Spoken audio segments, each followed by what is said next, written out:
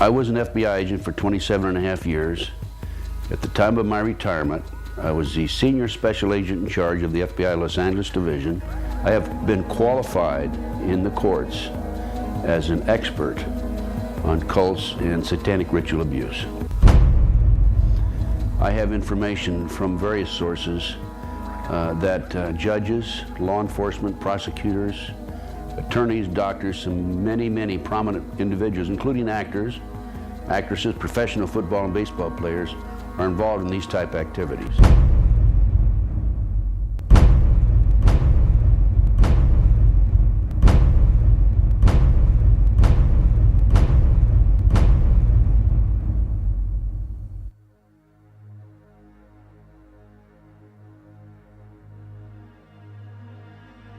If you go back 225 or 30 years ago, you have what we call the Illuminati that was established in 1776.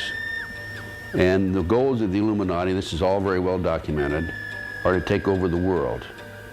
One of the best ways of taking over the world is to control people's minds and to take over a country through the control of the minds.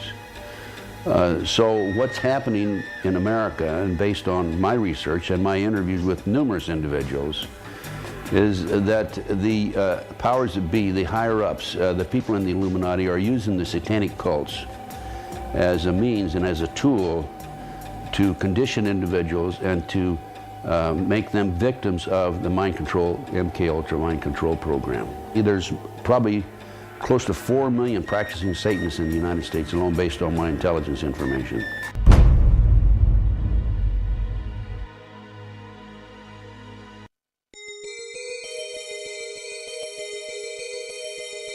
If the many authors on the subject of the occult are correct, and Tony Blair has been initiated into the 33rd degree, then his pseudo-Christian morals will be compromised by the fact that devil worshippers and high-ranking Freemasons have walked through the corridors of power hand in hand for centuries.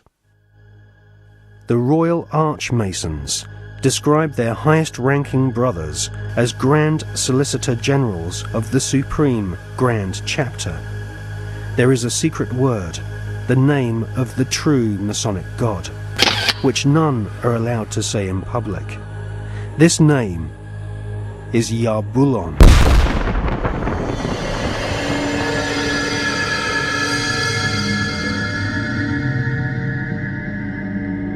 The Masonic God is not the same God of the Bible, which the Masons call Adonai.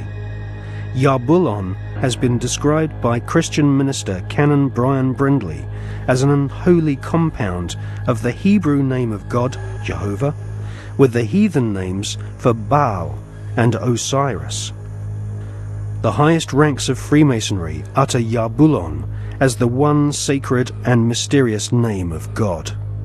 Yarbulon is a tripantheon Masonic god, in part deified as the historical Baal, which the Oxford English Dictionary confirms as being a Hebrew word. Baal is the chief male deity of the Phoenician and Canaanite nations. To the tribes of the Old Testament, Baal was the devil himself.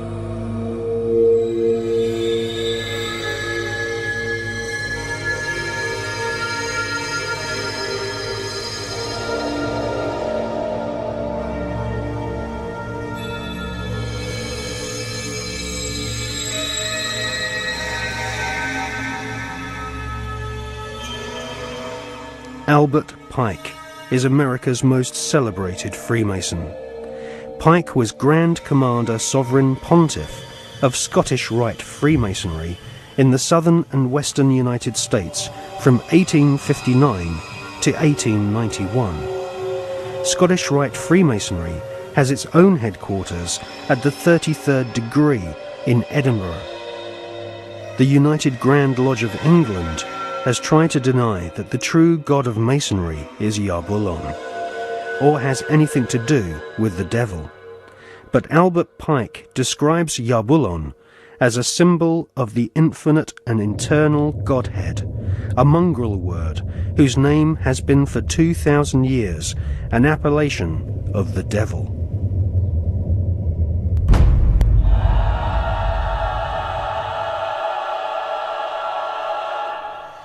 On the 14th of July 1889, Albert Pike issued these instructions to 23 Scottish Rite Supreme Councils throughout the world.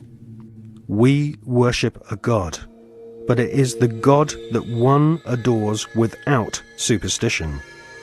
To you, Sovereign Grand Inspectors General, we say this, that you may repeat it to the brethren of the 30th, 31st, and 32nd degrees.